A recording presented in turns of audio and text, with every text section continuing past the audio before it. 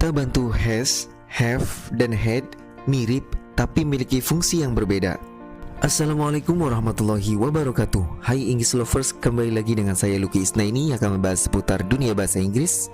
Kali ini saya akan membahas kesalahan yang paling sering dalam menggunakan kata bantu has, have, dan had. Bagi English lovers, agar tidak tertinggal video terupdate dari channel kita, maka subscribe channel kita karena subscribe itu gratis. Perlu diketahui bahwa kata has, have, dan had adalah kata bantu namun memiliki fungsi yang berbeda. Pertama kita akan bahas kata bantu has, yaitu kesalahan menggunakan kata bantu has. Sebagai contoh, I have studied English. Ini contoh yang salah. Kemudian she has studies English. Ini juga contoh yang salah. Has she studied English? Ini contoh yang salah. Terakhir, you has not studying English.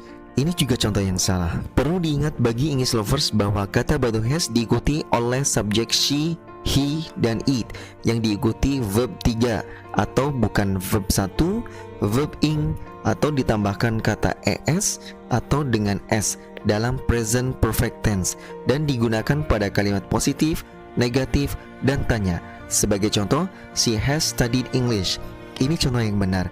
He has not slept. Ini juga contoh yang benar. Has Ali finished? Ini juga contoh yang benar. Kedua, kita bahas kata bantu have, yaitu kesalahan menggunakan kata bantu have. Sebagai contoh, she have slept. Ini contoh yang salah. You have not sleep. Ini juga contoh yang salah. They have not studying English. Ini contoh yang salah.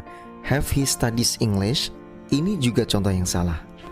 Perlu diingat bagi English lovers bahwa kata bantu have diikuti oleh subjek they, we, I, dan you yang diikuti oleh verb 3, bukan verb 1, bukan verb ing, atau ditambahkan kata es dan s dalam present perfect tense dan digunakan pada kalimat positif, negatif, dan tanya. Sebagai contoh, I have studied English. Ini contoh yang benar. We have not studied English. Ini juga contoh yang benar. Have you studied English? Ini juga contoh yang benar. Ketiga, kita bahas kata bantu had, yaitu kesalahan menggunakan kata bantu had. Sebagai contoh, I had studying English. Ini contoh yang salah. She had not studies English. Ini juga contoh yang salah. Had you study English? Ini juga contoh yang salah. English lovers perlu ingat bahwa kata bantu had diikuti oleh semua subjek, yang diikuti oleh verb 3, bukan verb 1, bukan verb ing, bukan juga ditambahkan es dan s dalam past perfect tense dan digunakan pada kalimat positif, negatif, dan tanya. Sebagai contoh, I had studied English. Ini contoh yang benar. She had not slept. Ini juga contoh yang benar. Had you eaten? Ini juga contoh yang benar. Sebagai informasi tambahan, selain sebagai kata bantu, kata has atau have juga memiliki beberapa fungsi. Di antaranya sebagai kata kerja. Has atau have memiliki arti mempunyai. Sebagai contoh, I have much money. Ini contoh yang benar. Kedua, she has a car. Ini juga contoh yang benar. Fungsi yang kedua yaitu sebagai harapan atau ucapan perpisahan. Sebagai contoh, have a good day atau have a nice day, yang artinya semoga harimu menyenangkan. Fungsi yang ketiga sebagai causative verb, yang mana kata have memiliki arti menyuruh.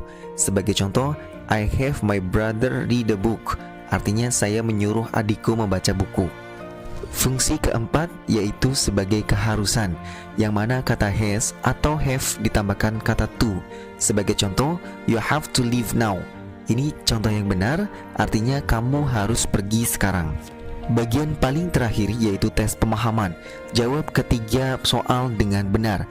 Yang pertama, kapan kita menggunakan kata bantu has atau have dan berikan contohnya.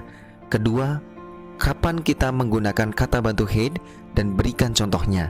Ketiga, apa perbedaan penggunaan kata bantu has, have, dan had.